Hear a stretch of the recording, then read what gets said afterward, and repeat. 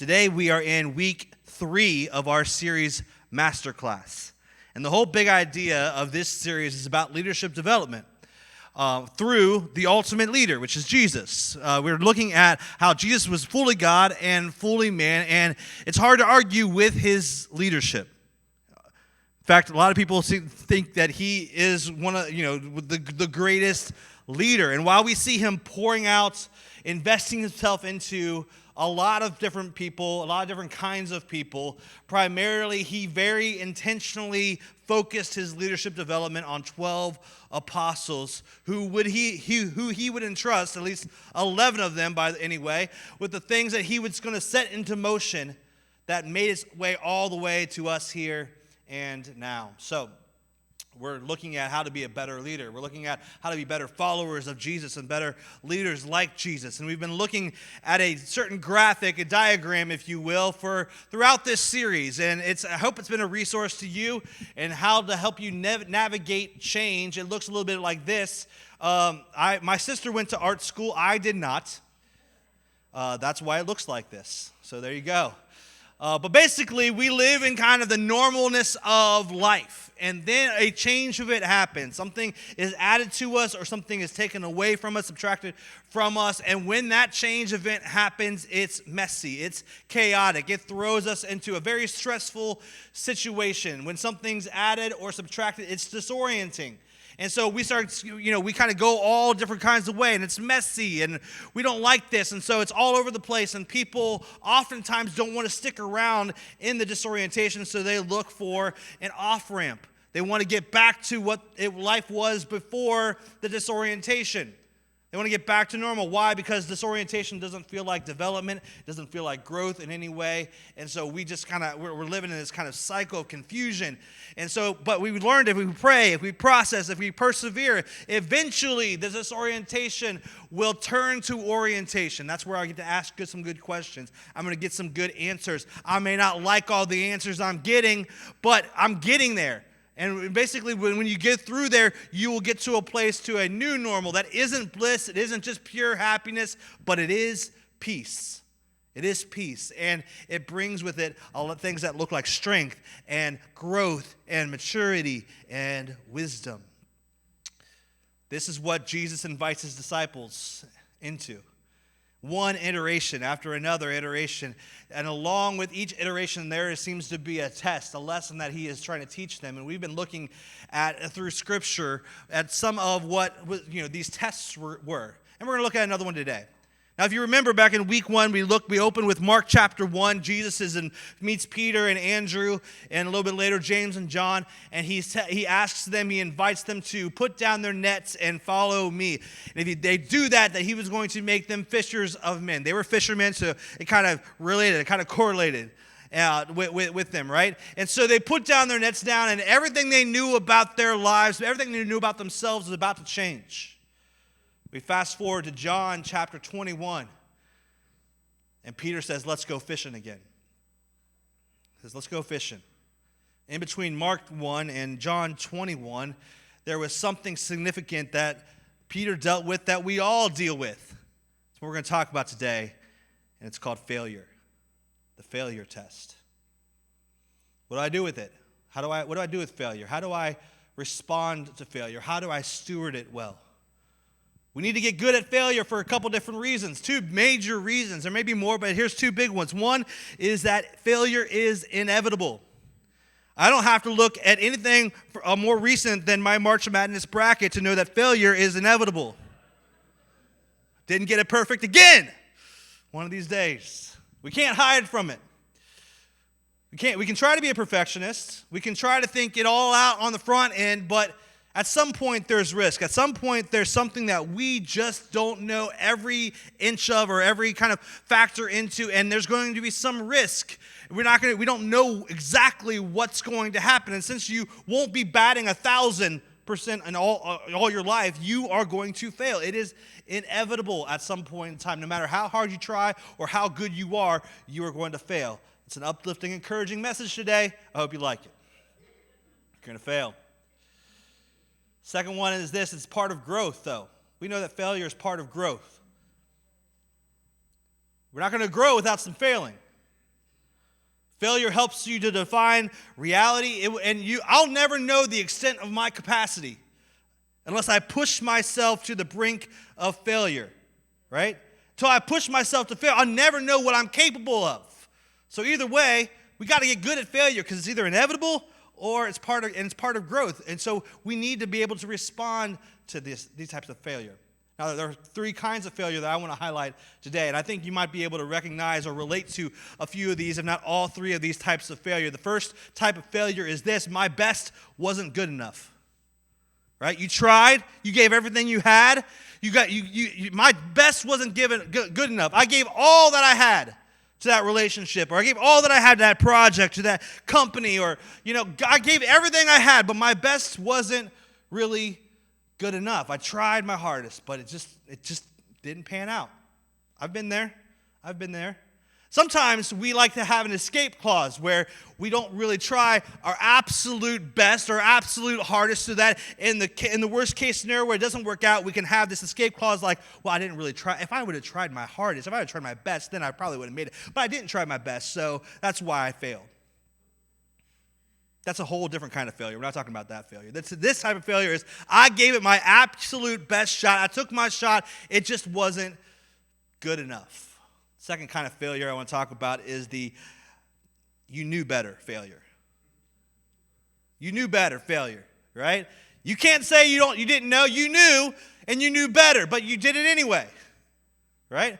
For some reason, you lacked the willpower, or you lacked the discipline, that you got short-sighted maybe. Maybe you hit your pain threshold, but somewhere, whatever happened, you knew better, and you did it anyways. You failed. The third type of failure is the you failed me failure, because our lives are interconnected with other people's lives in this life. Your wins are connected to other people's wins, and your losses are connected to their losses. Maybe you gave something away. Maybe you delegated. Maybe you trusted it to someone, and they failed, and their failure is now intertwined with your failure. It's the you failed me failure.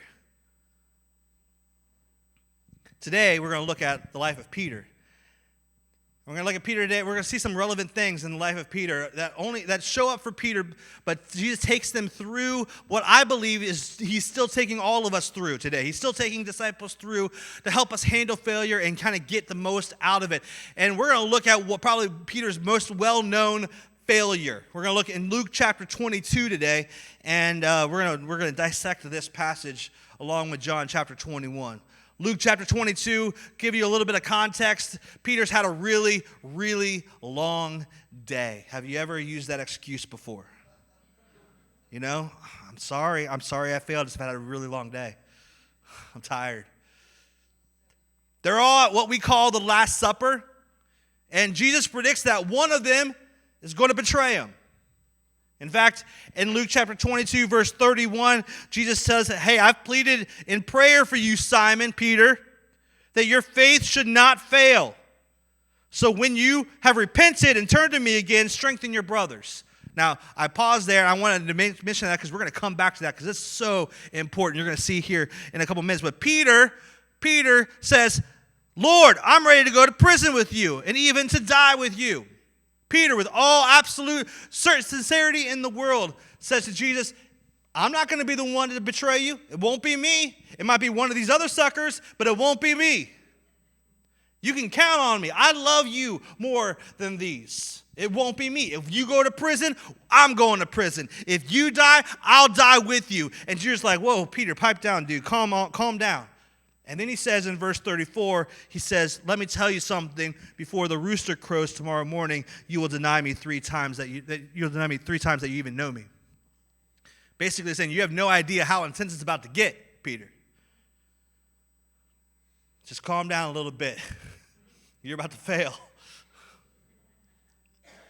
Then Jesus has this kind of weird, honest conversation with all of his disciples, where he's like, hey, remember in Matthew 10? It's funny because later, Matthew 10. But remember in Matthew 10 when I called you out and I sent you out and I told you just to kind of go from town to town and just not take anything with you, not a coin purse, not a change of clothes, all that kind of stuff. Don't take any of that. Remember when I said that, guys? He said, yeah, right now, this is different. He says, you need to sell your stuff. And this is kind of paraphrased in the next few verses in Luke 22. You need to sell yourself and you need to buy some swords. Like, how many swords do you have? And they're like, well, we got 2 swords. He's like, that's probably good enough. That's probably good enough. It's this weird, honest conversation. But he was basically saying, it's different. We're about to go through something different. So he primed them with the word sword. So from there, Peter goes to the Mount of Olives with Jesus and a few other guys, right? And they're praying. Jesus begs Peter and a couple other guys to stay awake with him. Jesus, just stay awake as I go pray. Just stay awake. And in verse 45, it says this. At last, Jesus is praying, he's travailing, he's going through it, he's sweating drops of blood, At last, he stood up again, returned to the disciples only to find them asleep, exhausted from grief. Couldn't stay awake because they were exhausted with grief. Essentially, they were so emotionally wiped out. Have you ever been there? You couldn't keep your eyes open physically, emotionally. They just couldn't stay awake. So Jesus wakes them up, and he says, because here comes Judas with a bunch of people to come arrest Jesus. And those with Jesus are so disoriented, right? They're exhausted. They fall asleep.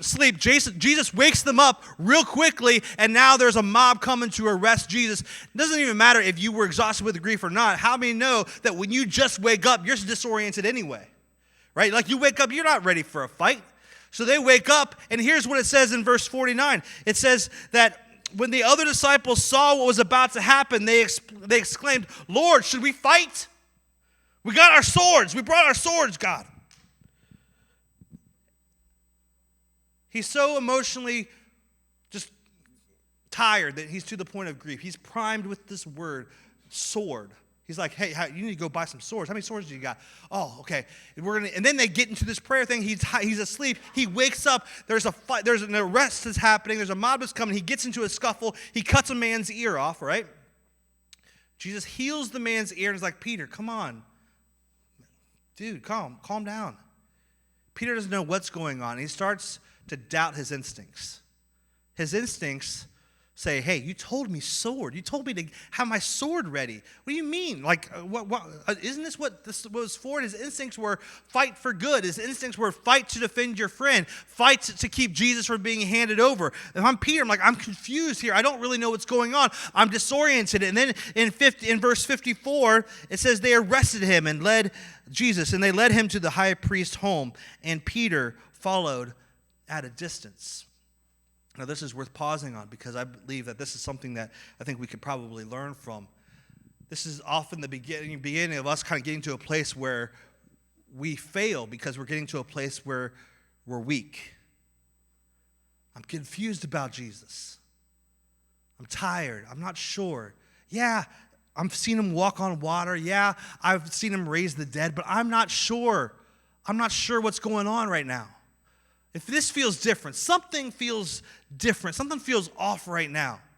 So he starts trailing Jesus from a distance. He starts following from a distance. And I just want to encourage you that if you're a bit confused about what's going on, my instincts feel a little bit off. Everything I do is wrong. I'm tired, I'm worn out, I'm exhausted. Here's what I would encourage you. Don't give in to the instinct to put distance between you and Jesus. Stay close to him. Even in your disorientation, stay close to Jesus. Peter put some distance between him and Jesus. He's not sure what's going on, but something seems off. Something seems different. And in verse 55, we kind of get to this idea, where we start to get to see this play out a little bit. The guards lit a fire in the middle of the courtyard and sat around it, and Peter joined them there. The servant girl noticed him in the firelight and began staring at him. Finally, she said, this man was one of Jesus' followers, and Peter denied it. Woman, he said, I don't even know him. Now, the same word is used here for no, I don't know him, is the same word, the same Greek word that Paul uses when he tells Timothy that even though he's about to die, he's not worried about it because I know in whom I have believed. The same knowing that Paul claimed to have in Jesus is the same level of knowing that Peter said he did not have in this moment. Woman, I don't even know what you're talking about. I don't know him. And of course, we see it happens a second time. After a while, in verse 58, 58, it says, after a while, someone else looked at him and said, "You must be one of them." "No, man, I'm not," Peter retorted. So think about this. Look at the slight difference in these two denials. The first one is, you know him, you were with him. And he said, "No, I don't even know the man. I don't know him." The second one is, "You are one of them." And he says, "I'm not." This isn't just, I don't have academic knowledge of this person. I don't know who you're talking about. This is, I'm not in a relationship. I'm not with him. I'm not one of them. And then it goes on.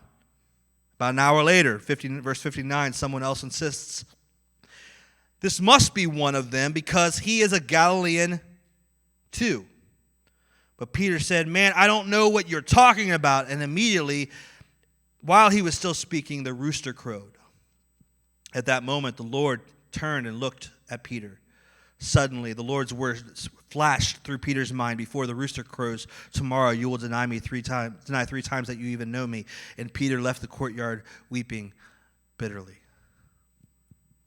I love the imagery here. Peter's trying to hide himself. He's trying to conceal himself. He's at the fire, and the fire is lighting his face.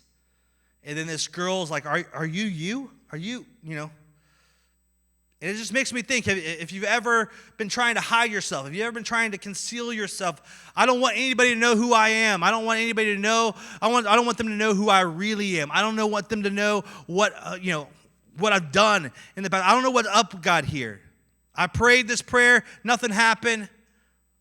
In Peter's case, I cut someone's ear off. Jesus scolded me, although he told me about a sword. I'm really confused. I don't know. All I know is that I'm at this point of grief. I can't keep my eyes open. A lot's going on. It's chaotic. It's disorienting. I don't want anyone to see the real me, but people are looking at you real close. They're trying to figure out, aren't you you? When Matthew retells this story, he retells this events in Matthew chapter 26. He says that one of those, in the third denial, he says that, those standing there said to him, "Surely you're one of them. Your accent gives you away." I don't know what part of the country, everybody's originally from, but some parts of the country, your accent will give you away, right? I don't know if my accent gives me away, but maybe, I don't know, a Midwestern accent. But to Peter, it's like, your accent gives you away. And then it says he began to call down, Matthew's account says he began to call down curses and swore at him. So they're going, "Man, you can't deny it. I hear your accent. You're from Galilee, dude. You're one of them." And Peter says, takes a classic move. He says, "Okay, I'm caught," and he decides, "I'm going to carpet bomb them with anger and with swear words." Have you ever witnessed this? Maybe you've been in this moment yourself. You're kind of out of logic. So what are you going to do? In Peter's case, maybe in other cases, I've seen it happen a lot of times, I'm going to carpet bomb them with anger. I'm going to power up with anger. I'm going to create confusion. I'm going to overwhelm them with just my frustration and my anger level and maybe get them off the scent of where they're going. I'm overwhelmed in my situation. I'm overwhelmed at who God is. I'm overwhelmed at who I am. And they're saying all these different things, and I'm denying what's happening, and I'm starting to spiral out of control. But people are starting to notice you. They're kind of sniffing it out a little bit. You got this server girl looking you up and saying, "Hey, don't you know him?" No. "Aren't you from there? Aren't you with one of them?" No, I'm just trying to hide where you're from, trying to hide your hometown, trying to act like you're not you. You're not where you're from, and you haven't been where you've been. You haven't done what you've done. You're not you. But they're getting close, and all of a sudden, you're like, as they kind of get there, maybe you kind of rise up, and you get angry enough and cuss loud enough. And if you think that if I just do that, I will freak them out, and they will want to change the subject. I'll get them off the truth. If If I do it loud enough, maybe the truth and the lies will kind of merge in and kind of create this chaotic mess and confusion, and all will get lost in the confusion. And they'll want to change the subject and move on, and I'll be set free here.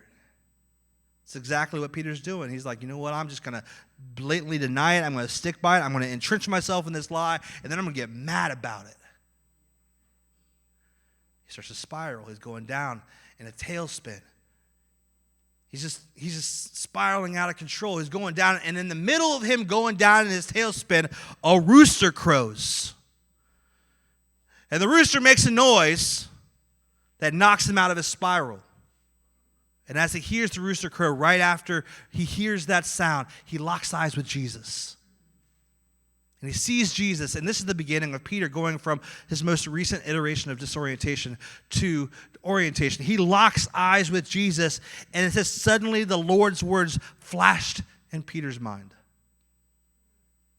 Let me tell you this. When you are in a tailspin, 100 miles an hour in the wrong direction, God will send you a rooster. Let me prove it to you through the scripture. 1 Corinthians chapter 10, verse 13 says, no temptation in your life is different from what others experience normally. In fact, in King James Version, it says, no temptation has seized you except what is common to man. Now, he's not saying this to be insensitive. He's not saying this to kind of keep, he's saying this to keep you from feeling isolated.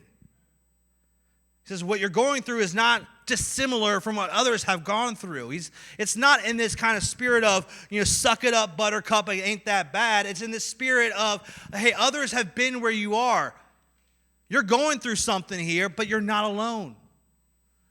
Others are going through similar things to you, have gone through similar things to you. Maybe not exactly what you're going through, but maybe some of them have gone exactly what you're going through. And what you need to know is that you're not alone.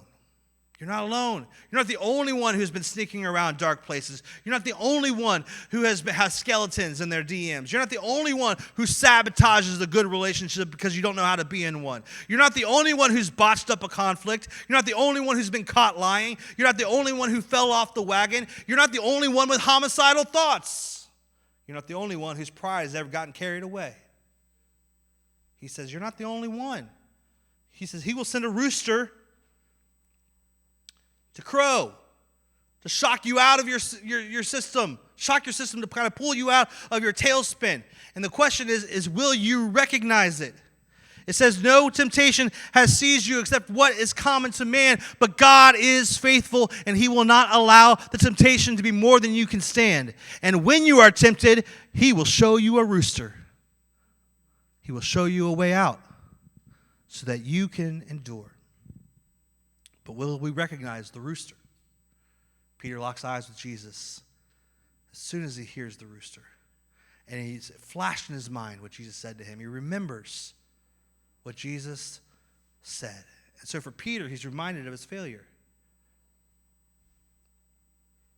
And if Peter's not careful, for the rest of his life, every time he hears a rooster, he's going to be reminded of his failure. But roosters don't crow to tell you about your failures.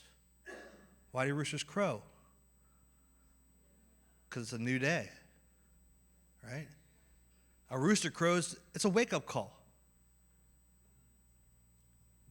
And I think this was the beginning, and this message still kind of applies to us today. This was the beginning of Peter going from a place of disorientation to orientation. It's a new day. It's step one. It's not the last step, Peter. It's the next step for you. Here's what you need to know, that God is still sending roosters to people who are in tailspins. He still is. And one way a rooster knocks us out of our tailspin is through memories. Peter remembered. He hears the rooster, and he remembers what Jesus said. He locks eyes with Jesus. He remembers exactly who Jesus is. I'm denying all of this. And suddenly he looks now, and Jesus' eyes are looking at him, and he remembers Jesus walking on water. He remembers Jesus feeding the 5,000 with 5 loaves and 2 fish, and the many conversations they had on their long boat rides. He's flooded with memories.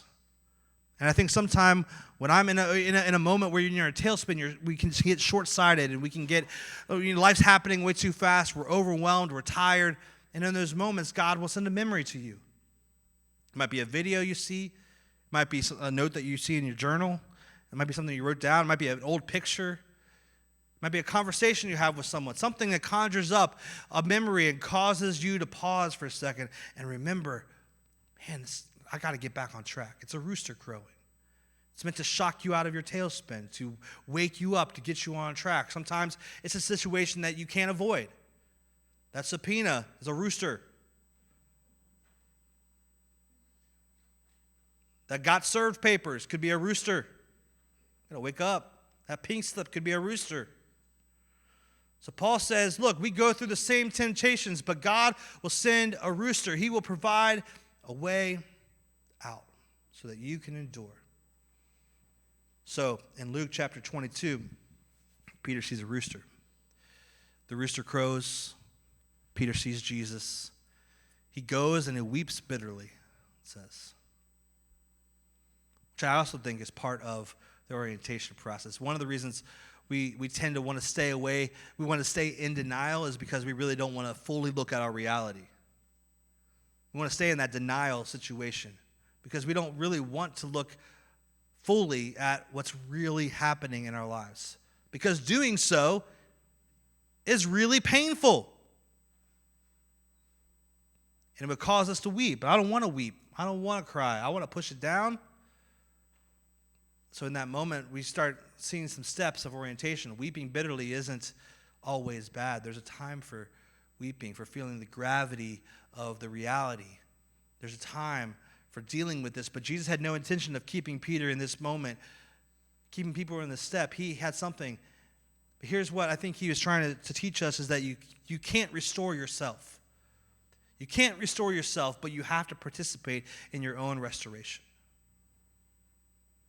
You can't do it all by yourself. God will take you through a process, and sometimes he'll use other people, but you are not a bystander to your restoration. You have to participate in it. You will not be restored if you just passively exist.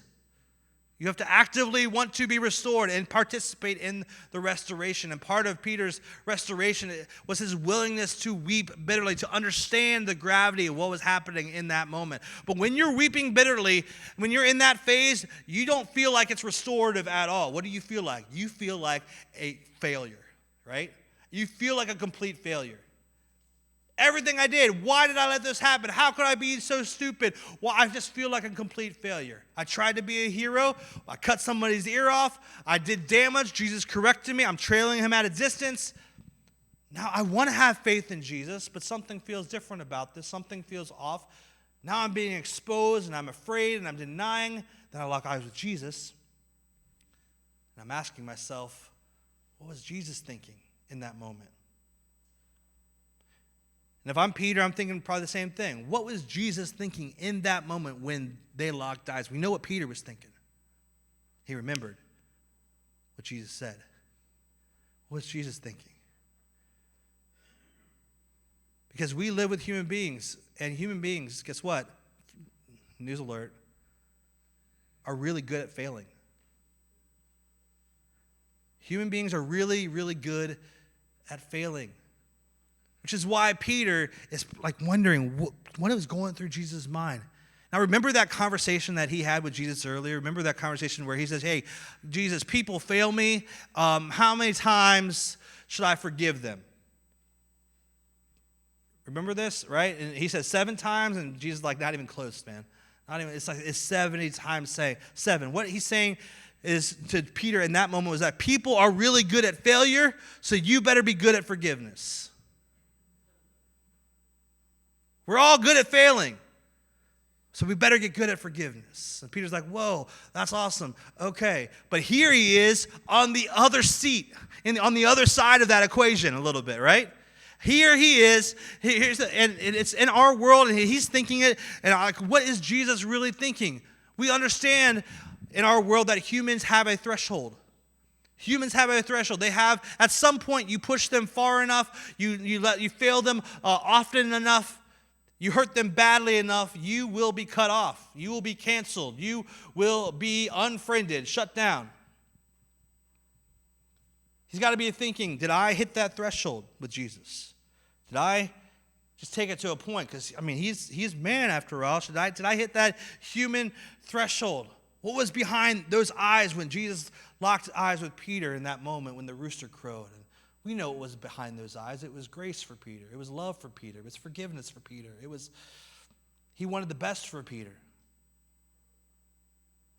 And what's best sometimes is to allow them to weep bitterly and then walk through the painful process of restoration. So John chapter 21. We'll go through this real quick. This is after the resurrection. Peter says, let's go fishing. Why? Because it's an off-ramp. It's an off-ramp. He's like, I failed. Maybe I'm supposed to take this off-ramp. Maybe I just want to go back to what I was doing before I met Jesus. I don't know what's going on anymore. Maybe I've disqualified myself. It's a mess. What we tend to do is we tend to run from our failure. And he used running from his place of failure to go to what he knew how to do, which was to fish. And so that's the thing. But Jesus called him out of that to go do something else. He's like, I don't know, man. I'm just going through something. I got to reorient. I don't know what to do. So I'm going to go back fishing. Of course, Jesus comes in, and this is such an awesome story in John chapter 1 because Jesus goes, hey, you guys caught any fish? Like, what? You guys catch any fish? No. Throw your nets on the other side.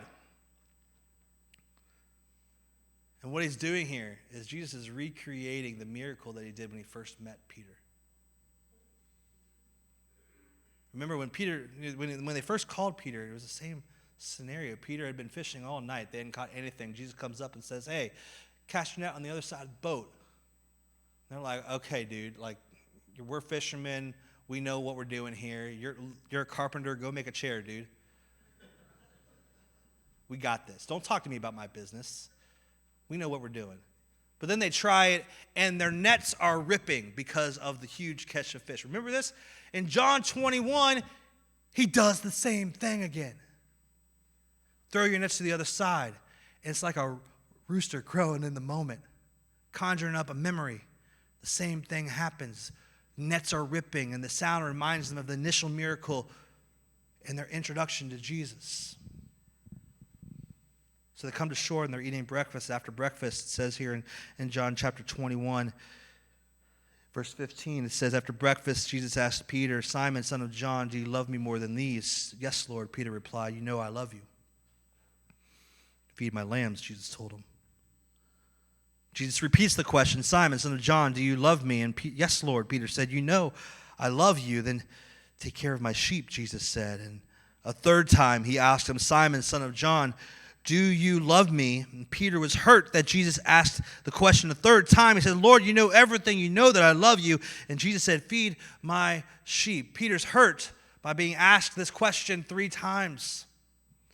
But Jesus isn't hurting him to rub salt in the wound or to be vindictive or try to even get even. What is he doing? He's doing such a beautiful thing for Peter. He's taking Peter back to his denial. He's giving him a chance to deal with it, to learn from it, to extract every lesson he can from it, and to have it be a formation of his character and his wisdom. He's like, we got to get you to a place of wisdom and maturity, Peter. What's Jesus doing? Number one, he harkens back to Luke 22 when he says this, and this is so beautiful. We don't catch it until we get to John 21. But in Luke 22, he says, I have pleaded in prayer for you, Simon, that your faith should not fail.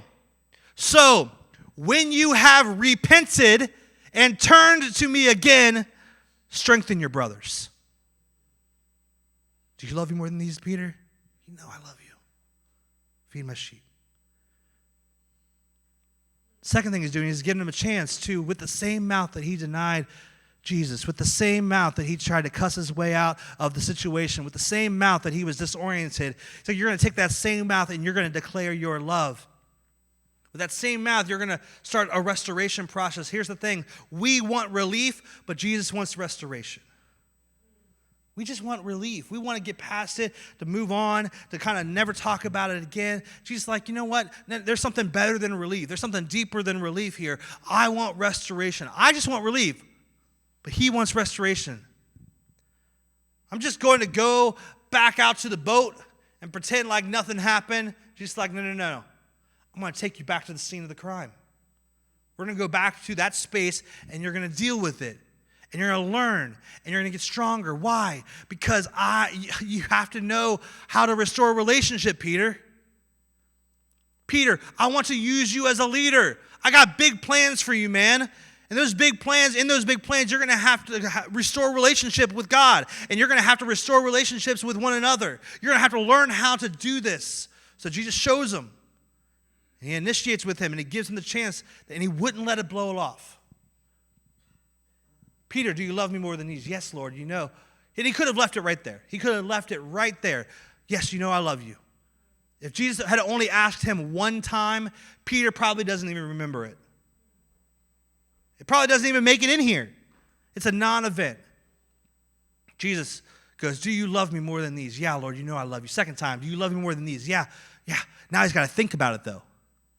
It's not just reactionary. He's got to think about it. He asks him a third time. Why? Because the first time you think about it when you answer, the second time you thought, the first time you reacted, the second time you think about it, the third time you're not going to forget it.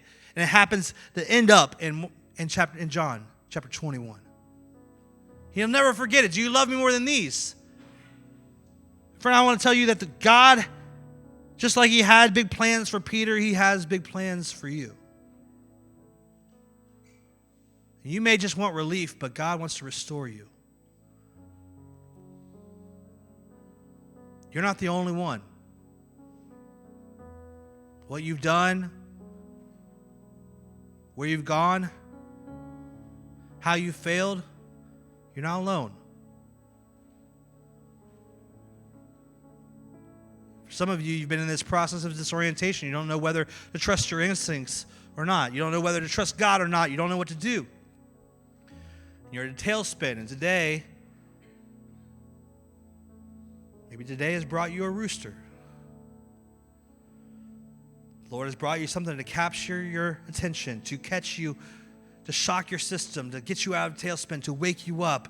Sometimes it's a memory, sometimes it's a person, sometimes it's a word from God in season and in a moment. And God will take you back to that place. Maybe you're already there right now, and you've been thinking about, man, this is where I really messed up. This is where I really failed. But we know that God wants to take you back to that place, not to wound you, not to get even with you, but so that you can find peace from it, so that you can let go of it, so that you can be restored and grow from it. Don't choose relief over restoration. Do the deeper work that he wants to do in you. So maybe today, your response is, I love you, God. You know I do. I get it. Maybe today, failure has kept you from restarting that relationship with God or starting it even to begin with. And today, you realize, man, God loves me, wants the best for me, has grace for me, has forgiveness for me. But I got to be part of my own restorative process. I can't just be a bystander. I have to participate in it. I don't want just relief. I want restoration. The failure test is to kind of learn through the failure to kind of get on the other side of it, so that God can do the things that he has designed for you from the beginning of the earth. Let me pray with you. Father,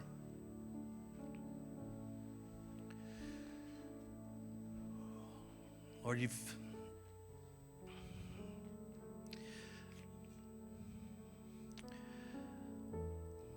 it's amazing how many times we've seen something like this play out, where I know personally failed time and time again.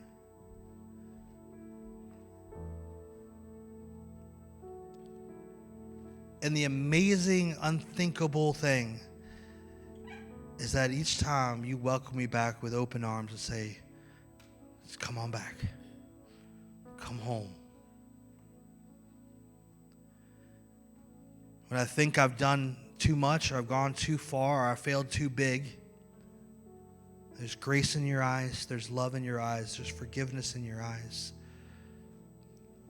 And God, I just pray today, maybe there's people who are watching online or who are in this room who would say, you know what, I thought I was too far removed. I put so much distance between myself and Jesus. I didn't even want to go there anymore because I was so disoriented. I was such not in a good place that I didn't think I would ever be restored back into relationship with God. But today I hear the rooster crowing, and today I want to make that decision to say, you know what, God, I want to come back. I want to follow you. I want to be in relationship with you.